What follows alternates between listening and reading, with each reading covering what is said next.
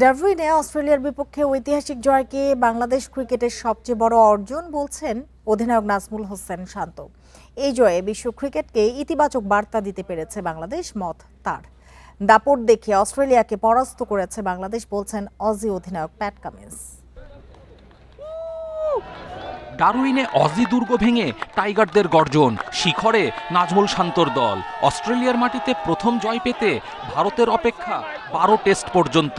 পাকিস্তানের 7 আর 15টি টেস্ট খেলেও জয় নেই শ্রীলঙ্কার। সেখানে তৃতীয় টেস্টেই মাইটি অজিদের হারিয়ে ইতিহাস বাংলাদেশের। পূর্ণ শক্তির অজিদের বিপক্ষে দাপুটে জয়ে পুরো দলকে কৃতিত্ব নাজমুল শান্তর। দলীয় সমন্বয়ে এসেছে সাফল্য। অবিস্মরণীয় মুহূর্তকে সবার ওপরে রাখতে চান টাইগার অধিনায়ক।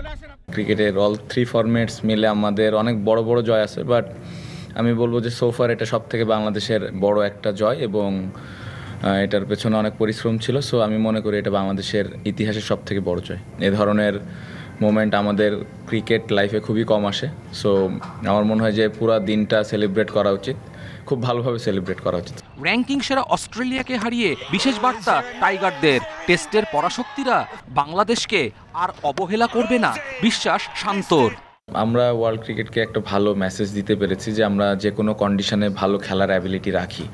সো আমার মনে হয় যে ভবিষ্যতে আমরা এরকম কন্ডিশনে আরও বেশি বেশি টেস্ট ম্যাচ খেলার সুযোগ পাবো এবং আমাদেরকে ইনভাইট করা হবে।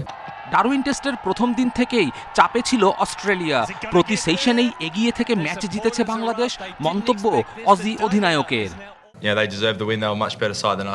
বাংলাদেশ সব দিক থেকেই আমাদের ছাপিয়ে গেছে। টেস্টের শুরু থেকেই তারা ধৈর্যশীল ও কার্যকর ছিল। তারা দুর্দান্ত খেলেছে এবং এই জয় তাদের প্রাপ্য। এটা তাদের আত্মবিশ্বাস অনেক বাড়িয়ে দেবে। অস্ট্রেলিয়াকে হারানোর আনন্দে সামিল হয়েছেন প্রধানমন্ত্রী তারেক রহমান। কিশোরগঞ্জে জনসভায় যোগ দেওয়ার পথে বাসের মধ্যেই ভিডিও কলে টাইগারদের অভিনন্দন জানান।